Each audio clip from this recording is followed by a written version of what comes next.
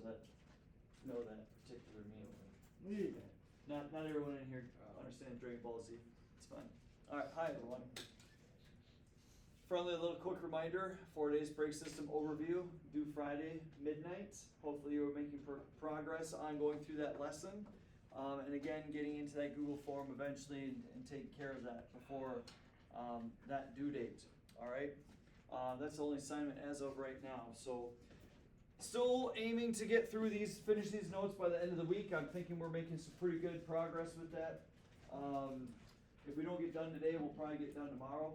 And then Friday, we'll actually be able to start going out in the shop and demonstrating how to actually service brakes, which is good, because now we can start taking the vocabulary words, the terms, the components that you're learning about, and functionally figuring out how to actually fix, repair, or service them.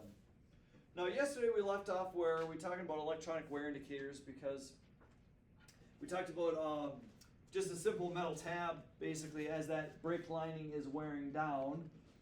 Okay, how do we indicate that that lining needs to be, or the brake pad needs to be replaced? Well, there's typically a metal indicator on there that's going to start rubbing against the rotor. And as that metal on metal contact is happening, it's going to vibrate, it's going to make a squealing noise. Okay? Fancier cars like Mercedes, okay, are going to actually have an electronic sensor built into the brake pad. Okay? So part of that service is not going to necessarily be like, oh, hey, you know, it's going to start squealing, it's going to start illuminating a light on the dashboard. Because again, we don't want to be driving around Fond du Lac in a Mercedes and it starts to make squealing noise. Okay? They have an image to uphold, after all, as a luxury brand. Okay?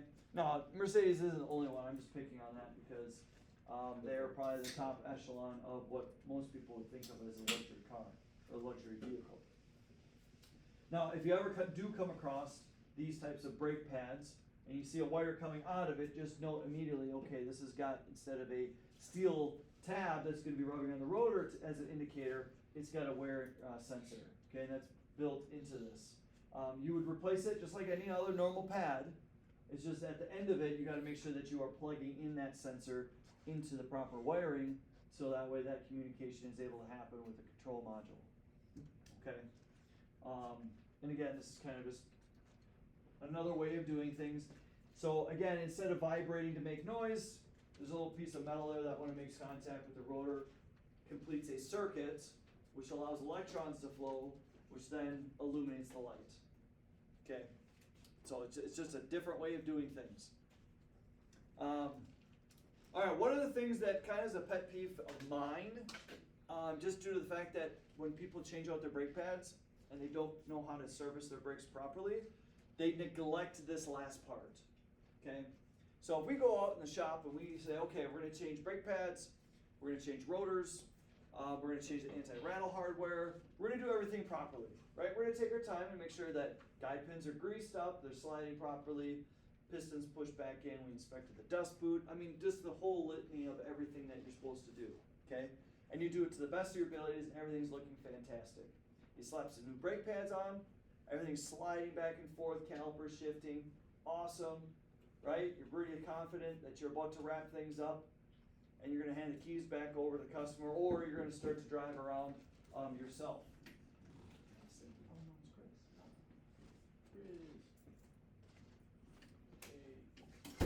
What we need to do is you now need to drive the vehicle around and you need to break in the new brake pads against the rotor. Okay? This is sometimes called burnishing the brake pads. Okay? The biggest mistake I see people do is they change out their brake pads and their rotors and they think, okay, I need to break in the new brake pads. Let me go on Highway 41 at 70 miles an hour and just dynamite my brakes as hard as I possibly can. Let me slow down as quickly as I possibly can the first time. Okay? What you don't realize is you are now going to overheat that brake pad lining material and you're going to glaze it over. Okay? Just like how you go to art class and they glaze some pots, right? And then they put it in the kiln. When they pull it out of the kiln, what does that clay pot look like? Shiny. It's going to be super shiny, right? Because it's glazed. That same process is happening on your brake pads. You got brand new brake pads, brand new rotors, You dynamite those brakes, you're overheating them too fast, too much. Guess what the brake pad's gonna look like? Shiny, okay? When something's typically shiny, is it gonna be able to produce friction? Nope. Okay, you've actually caused those brake pads to be much smoother than what they should be. Okay, now you're actually took a brand new brake pads, brand new rotors, and you've diminished their quality and ability to actually slow down and stop the car as effectively as they could have been if it was done properly. Worst case scenario is if you end up doing that, okay, and you glaze it over, there's a very good likelihood that now those brakes are going to squeak and squeal constantly, okay? And you obviously don't want that to happen if you're handing keys over to your customer, because then they're going to complain about you doing a poor job, even though you spent all this time doing it properly. They don't know that. They just know that their brand new brakes are squealing and squeaking because you didn't break them in properly. And ideally what's actually occurring here when you're breaking these in is you're actually depositing a small amount of that brake lining material off of the brake pad onto the new rotor surface. Okay, if you were to get down and look at it like at a very microscopic level on that rotor, it is a very rough surface.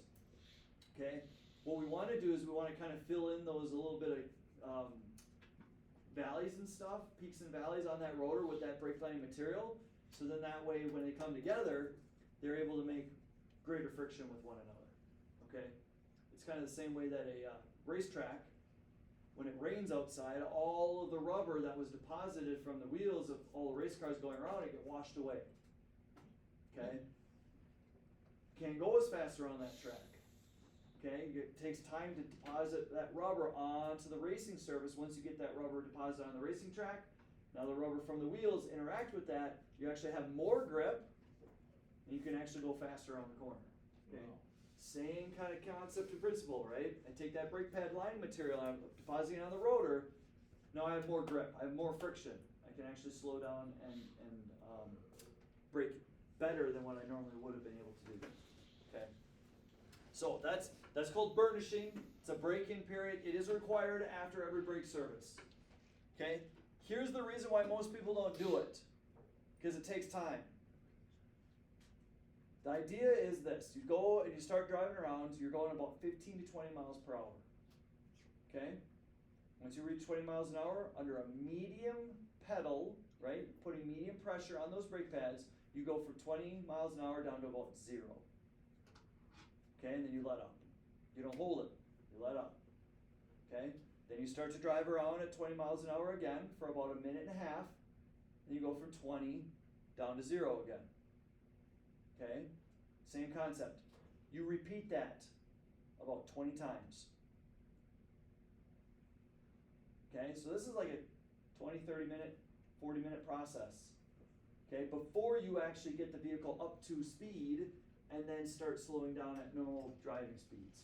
Okay, it's a process. Okay, sometimes you might actually do like 35 to 15, something in there, but you're not going up to 70 miles an hour and just dynamiting it down to 0. That is the worst thing you can do to new brakes, okay?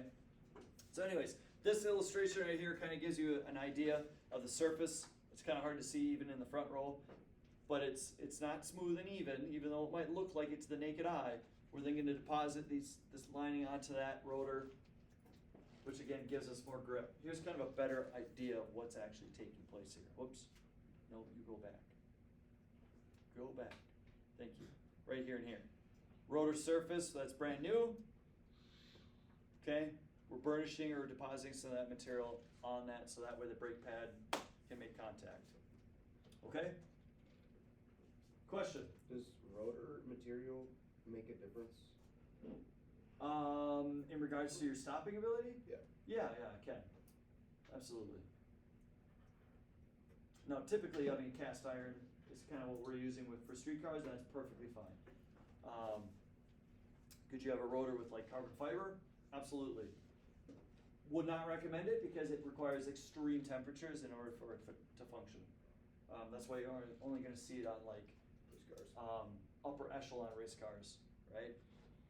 even if I was gonna go out for a track day on my Mazda Miata out in Road America, I'm not slapping carbon brakes on that thing, right? I'm probably just gonna use my standard.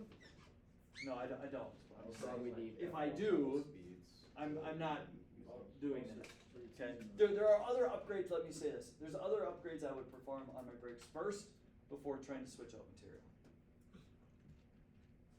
Alright, cast iron rotors are cooled by air being drawn into the center and discharged along the outer edge. We learned this last week, right? We got vents on our front brakes. Again, coming in here is like this.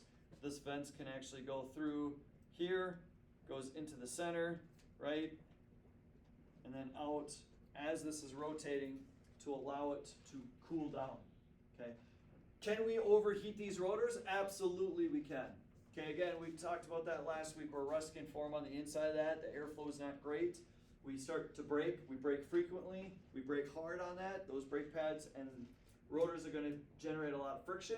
So part of our inspection process when we are removing rotors and putting new ones on is saying, hey, are there any cracks? Are there any discolorations on the metal to indicate that the rotor was overheating? Right? All of these are clues to tell you a story about how these were performing. Right? If I have overheating rotors, that's an indication that there's something not working properly, and either I need to fix it, repair it before I get the keys back over to the person that's going to be using the vehicle. Okay? And again, various different vehicle designs are going to be able to have different ways of cooling brakes down. Again, some sports cars actually direct airflow as you are driving to go across and through this. Again, all as a way to get rid of that heat as quickly as possible. Yeah. All right. Once you take all the brake components off, including the rotor, you're going to see that we have a splash shield in the back here. Okay, which is basically just a thinner piece of sheet metal. That's going to protect the rotors on the back side of things and the pads from splashes of dirt and water getting onto that rotor. Okay, it also helps channel airflow into that and direct it, so that way it's not all willy-nilly. It serves a purpose. These are also obviously used for dust shields, so that way when you press on the brakes and there's brake dust, it's not going to deposit itself all over the place. Okay, it's going to kind of collect that.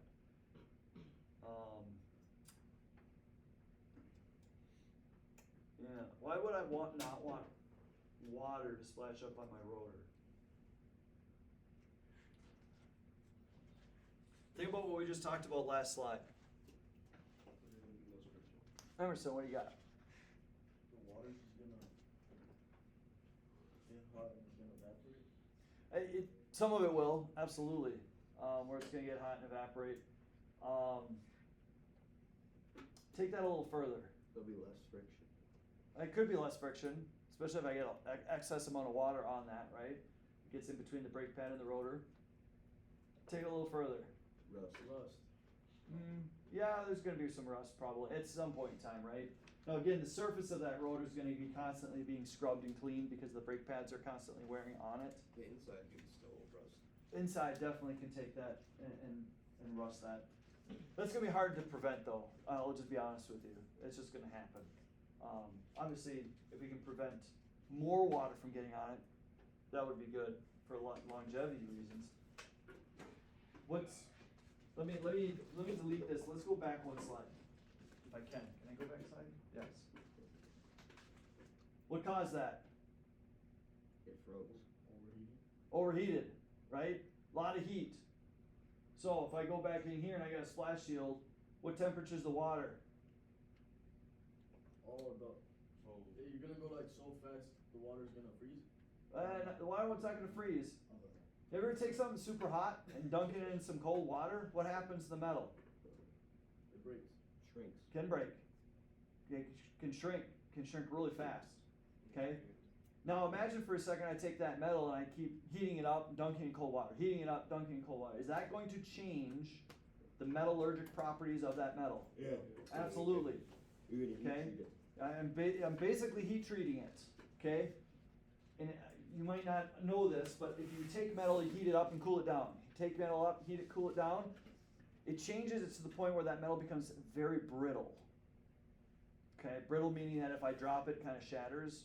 Okay, so you can imagine for a second that, again, I'm going to go back to the slide. Why did this crack? Probably because, again, it got super hot, and there's a very good likelihood that it cooled down so fast that the metal shrank and it couldn't actually withstand that pressure, so it snapped. It broke. Okay? That's cool. So it's cool, not when you're trying to slow down or brake, Yeah, right? yeah. So splash shields are kind of one of these parts on our brake system that people are like, oh, you don't really need that. And they're true, right? This doesn't aid in the ability of your vehicle to stop or slow down. Okay? So if it's super rusty and you're just like, man, it's just kind of holding on there, and we just rip it off. Okay? And then we can throw our brakes back on there and away we go. Right? You will not notice that at all when you start to stop the vehicle. But the problem is again, this helps direct airflow, so you're dealing with probably warmer temperatures now. Second of all, anytime you run through a puddle now, you're splashing that cold water up on those brakes. Well, what are you doing, right? So it might not degrade the performance immediately, but down the road, it will. Okay, so these are important. So you're trying to tell me I should stop like driving through puddles when it's raining? It's not always the best thing to do. Cause I like when the water like. Yeah, I know, right? Everyone loves to do that, especially if there's some Especially random people person walking. standing on the sidewalk. You're just like, oh, look at me, I'm gonna be a rear end. And then when it's you, you just get so upset. I would never do that. Dude, you just did it 5 minutes ago. Dude, why are you walking home? Alright, rotors. Fixed rotors are held in place with the by lug nuts and wheels. They're obviously easily removed, quote unquote, easily removed. Not always. Not always, because again, we're dealing with Wisconsin winters, right? These rotors are metal, cast iron specifically, okay? They're going up against a metal wheel hub that's gonna rotate with the bearing, okay? Metal on metal, you get some water and salt in there, you're making a cake called rust, right? Well, as soon as that rust starts to form, it's gonna start to chemically bond with one another, and if you wait for too long to replace your rotor, it's gonna be very challenging to get that apart, okay? There are ways to get it apart. Heat. None of them are Hammer. fun, okay? Crowbar. So anyways, this is another reason why torquing your lug nuts is so critical, right? It's not just holding your wheel on, okay? Hey, I'm just gonna take the lug nuts, we're gonna take an impact, we're just gonna go 3 ugga-duggas. Awesome. That's not right. Congratulations. That wheel is held on until you start driving, and then the lug stud starts to fall off. Okay? Not only is your wheel going to be running away from you because it's terrified of how you're performing stuff, but what is also holding your brakes together? Your lug studs. The lug nuts. You over torque those, you start snapping that. What's holding your brakes on? Your wheel. Yeah, they're gone. God. Nothing. You know what I mean? Okay. That happens. So there's consequences down the road that you might not have perceived about just tightening those things as tight as possible. There is a specific reason why they're trying to torque up those lug nuts. Not only is it holding your wheel on, but it's also making sure that that rotor is clamped properly down, so as it rotates, right, it's rotating symmetrically. It doesn't have a wobble to it. Because if it starts to wobble and you try to start to clamp onto that, right, you're going to feel that. It's going to degrade your brake performance. Okay, remember, we torque stuff up to create the proper clamping force on those studs and bolts. It's holding on more than just the wheel. Okay, those are for fixed rotors. All right. Oh, should I get into drilled and slotted rotors? No. Okay. Some rotors are actually on a 9-drive wheel. This is a little bit rare. This is typically on like a rear. If it's a front wheel drive vehicle, the rear tires might have a different axle setup. The bearing might actually be part of the rotor itself. Okay, so that just is additional services that you might have to take care of. I'm not going to show you guys that because none of our vehicles out in the shop have this. It's not super common, and it definitely goes above the skill level I expect out of my Auto 1 students. But just note that that is possible. If you ever take that rotor off and there's a wheel bearing in it. Oh, hi. And you gotta service that if you do end up doing that. Alright, the rotor disc is typically made out of cast iron. Again, we talked about that last week.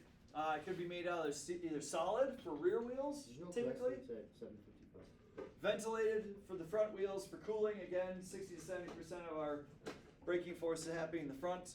Here's a great picture. If I were to actually take the rotor off, the surface off, you can actually see these veins, Veiny out. right?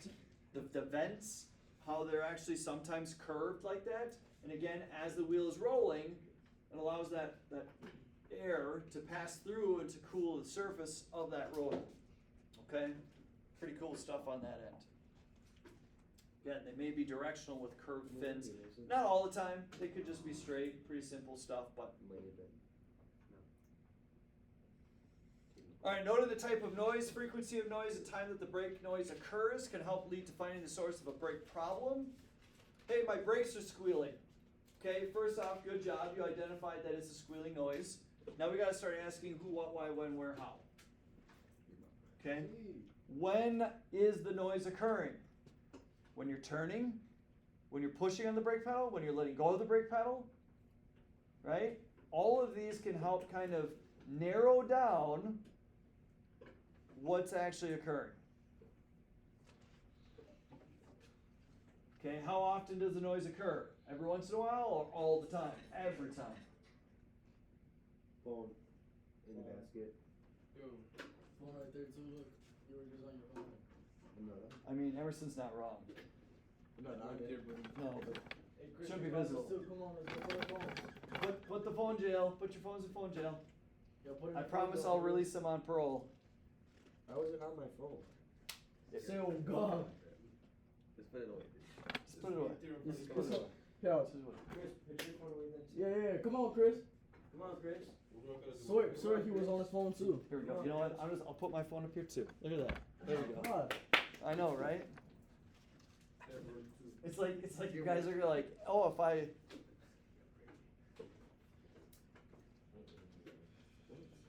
Is that your phone? No, it's your phone case. Got me there. Oh.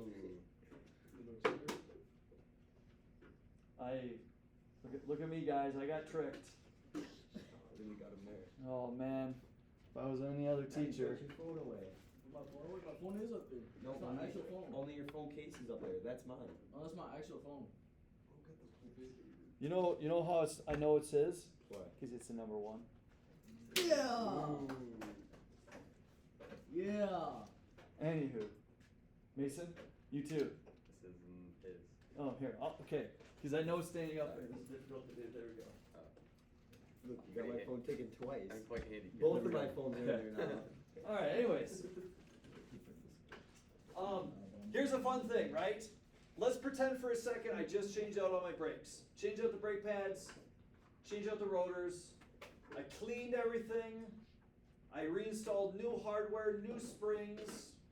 Did everything absolutely right. Right? Get the keys back in. I burnish and break in the brake pads, so I know that process was done properly. And now customer's going to be going driving.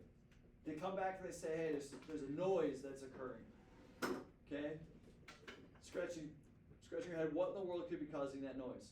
More often than not, what causes that noise is actually your anti-rattle hardware being installed incorrectly. Because remember that anti-rattle hardware is very thin sheet metal, and if at any point in time that was installed just a little bit off, it's making contact with that rotor, it's going to squeal. Just like the anti-rattle, or excuse me, the squeal shim that's going to be on the brake pad if the brake pad was too low. Okay? So I can't tell you this, that once in a while when we do brakes for teachers, I'll take the vehicle out, I'll burnish the brake pads in, and as I'm driving around doing that, starting to hear squeal. I'm like, oh man, what's going on? Pull it back in, right? And I pull everything apart. Oh, it's this little anti-rattle hardware that's literally shifted off like 5 millimeters to the right. And it's just barely making contact with that rotor, and that was what was causing it. Or I've actually seen like the dust shield get accidentally bent a little bit. Now that's making contact with the rotor. It's gonna make noise. Okay, so you might still have done everything properly. There still could be something. Just apply your brain. Don't think of it as more sophisticated than probably what it is. It's probably just your anti-rattle hardware that maybe just shifted a little bit on you as you were putting things back together. Okay. When do you have time to do that, to break in brake pads? When do I have time to do that? Yeah. I make time to do that during my prep or something or lunch. Yeah, it's good. I literally am just driving around the high school. Going up to 20 miles an hour, stop sign, stop. Okay, cool. Wait there. Go to the next stop sign. 20 miles, like 20 miles I- an hour? I can't tell you how cool like it is just to drive around the high school because there's several stop signs that gives me enough time in between to where I can go from 20 to 0. And I can drive around the school maybe like 4 or 5 times and I'm done. Go park it. Yeah. Have you ever seen a student drive super fast around the school? Oh yeah. Yeah, they usually end up on the rocks over there. I saw someone almost flip their Durango. Yeah. Because they were turning too quick. Yeah. You know, I have a theory that stupid fixes itself. I'm not implying anything on that, I'm just saying, Right isn't fixed yet. don't necessarily make smart decisions, you're gonna not have smart outcomes. Yeah, Easton. And I'm not calling out anybody, so if you ended up on a rock in here, I don't know that. It was Logan Hahn. Wow. Wow. Alright, here's a very important term that you need to know. Okay? Next. Lateral rotor runout. What that mean? Lateral rotor runout. Lateral rotor runout. I'm saying this over and over again because this is something that not only are you going to have to perform inspection on out in the shop when we do our brake lab, but you need to understand what's taking place when we are measuring excessive lateral rotor runout. Okay? So this is going to be done on the rotor. Hence why it's called a lateral rotor runout. All we're doing is we are basically measuring the ability of that rotor to rotate symmetrically. Okay? If that rotor was installed at an angle to the axis, it is going to rotate, and as it rotates, it's going to be moving back and forth like this. Okay, and again, you can imagine for a second, I'm exaggerating this, but as this is moving back and forth because of a wobble, those brake pads are going to come in here and they're going to start to try to pinch on that. That rotor is going to keep moving. That's going to basically push that pad back into the piston. That piston pushes back on the brake fluid. Brake fluid goes back up to the master cylinder all the way to the pedal. Okay? And that pedal, as you are pushing on it, is going to start to vibrate. Okay? It's called pedal pulsation. And it is a dead giveaway that your rotors are warped. Oh, I think I got warped road. What, Okay. Is that like only at high speeds? No, it can be. It's more noticeable at high speeds, but it's occurring regardless. Okay. Because like if I'm going like 65, 70 miles an hour, and I like even touch brake discs. Yeah, sure. That's probably due to a warped rotor. Okay. Now, why am I using air quotes on that? Because it's probably not the correct term. Because really, it's not a proper description of what's going on, right? What is our rotor made out of? Cast iron. Okay. This thing is beefy. It's not like sheet metal, where sheet metal can warp and bend pretty easily. Yeah. Okay. A cast iron rotor will not warp. It's not going to. Okay? So then what causes warped rotors? It's not warpage, it's excessive lateral rotor runout. It's a rotor that's not perpendicular to the axis as it's rotating. How do you fix that? It was incorrectly installed. Okay? Very simple, like here's a potential issue, right? Hey, I put the rotor on, I put the tire on, I didn't correctly torque my lug nut wheels. Guess what? You torqued it like that. Now it's not perpendicular, you're gonna have warped rotors, pedal pulsation. Okay? Oh my god. When I take the old rotor off, did you properly clean that wheel hub? did you get in there and clean it off, or are you just like, well, it's good, and I'm just gonna slap the new rotor on there? Because if there's any brake dust, any material that built up on there, and you didn't put that rotor on properly, right? It's gonna be cockeyed. It's gonna be at an angle from the axis. That's gonna cause excessive lateral rotor runout. His phone's on his desk. You took mine. Mine was on my desk. And he's not wrong, Gerardo. Phone jail. Oh yeah. Get it, woman. What a snitch. Okay. What a snitch. Oh, Johnny was on his phone. Oh, Johnny was on his phone. Johnny was on his It's like phone. Pokemon.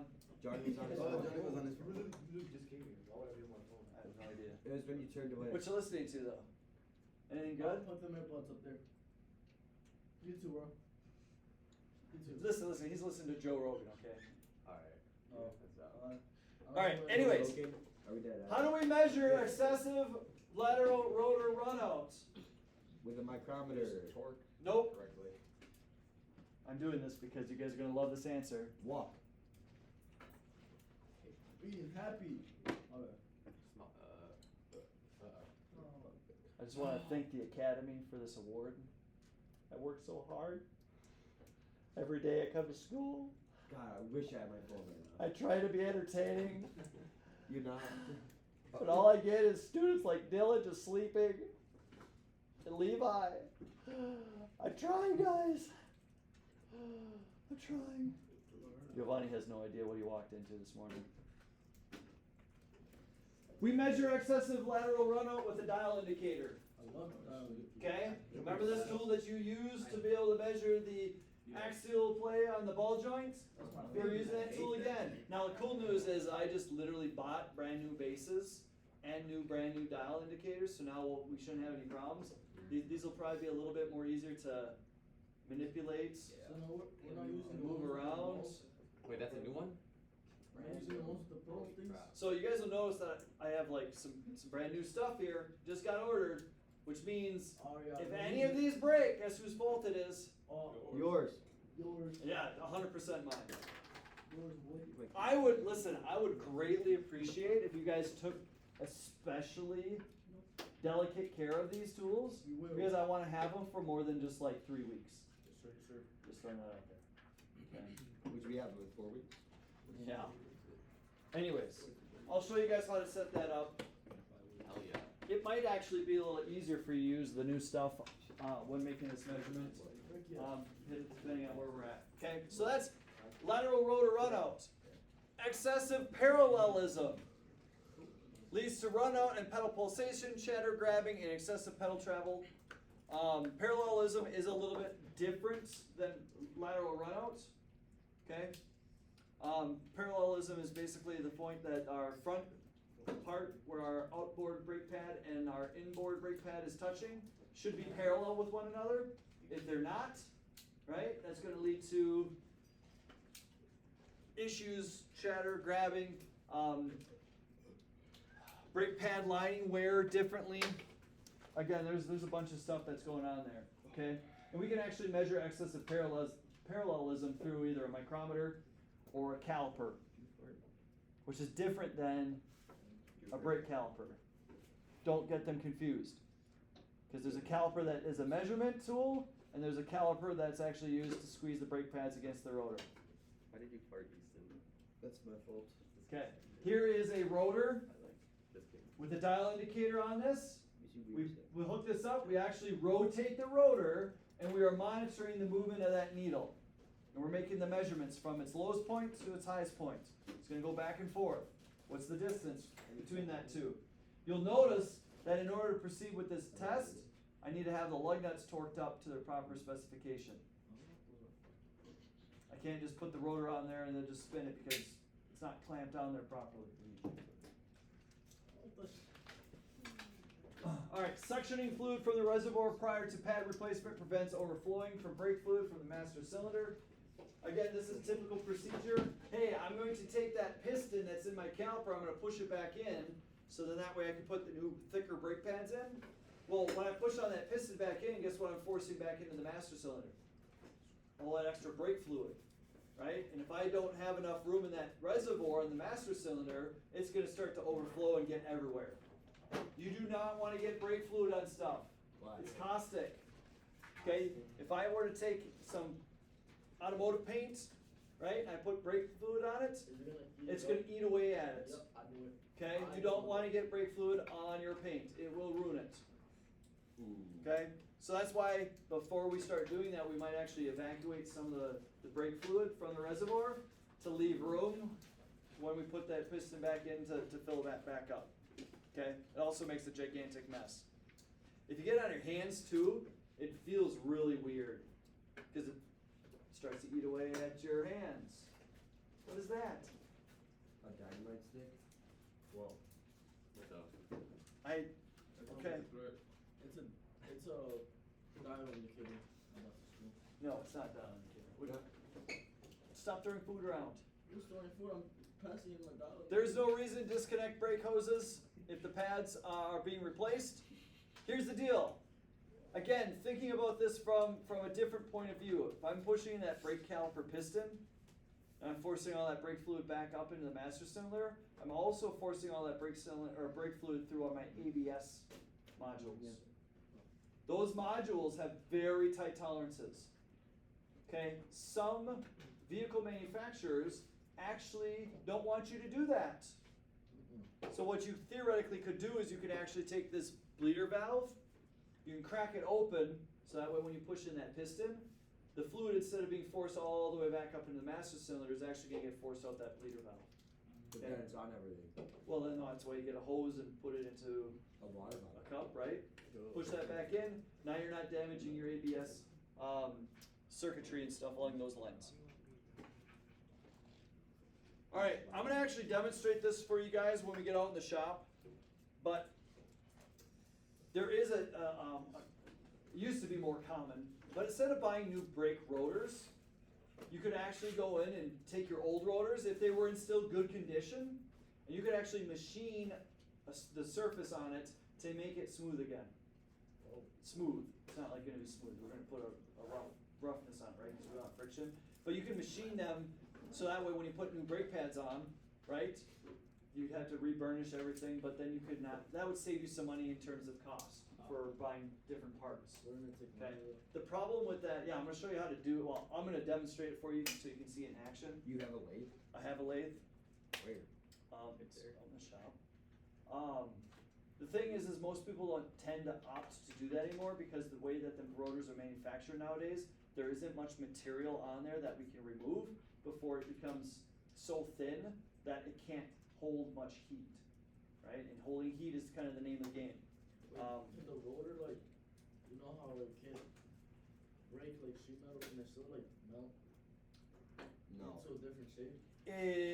I mean, theoretically, if you get it hot enough, yeah. We're probably not gonna exceed that amount when breaking. Like 700 degrees or something. Yeah, it's something pretty ridiculous. Anyways, brake rotors have a nominal discard and minimum thickness, right? So if it comes from the factory like this, I can machine that down only so far. Eventually, it's going to be the point where it gets so thin that it's going to heat up so fast and quick that we're going to reach that brake fade limit. And now, obviously, we don't want to reach that because then we can't stop. Okay, so we actually have to measure the thickness of my rotor, right? And then determine, hey, is this underneath the machining or discard thickness? If it is, we have to purchase new rotors. Otherwise, if I still have a couple thousandths to play with, there is a possibility that I might be able to machine it and reuse it. Okay, but I'm doing one of two things. If I'm changing out my brake pads, I'm either buying a new rotor to replace with it, or I'm machining the old one. Okay, you never, ever, ever use new brake pads with an old rotor. Why? Okay, because that rotor has been worn down and it's going to wear down your brake pads faster. Oh. Because it gets to know each other. All right, Your 3 we're gonna, questions?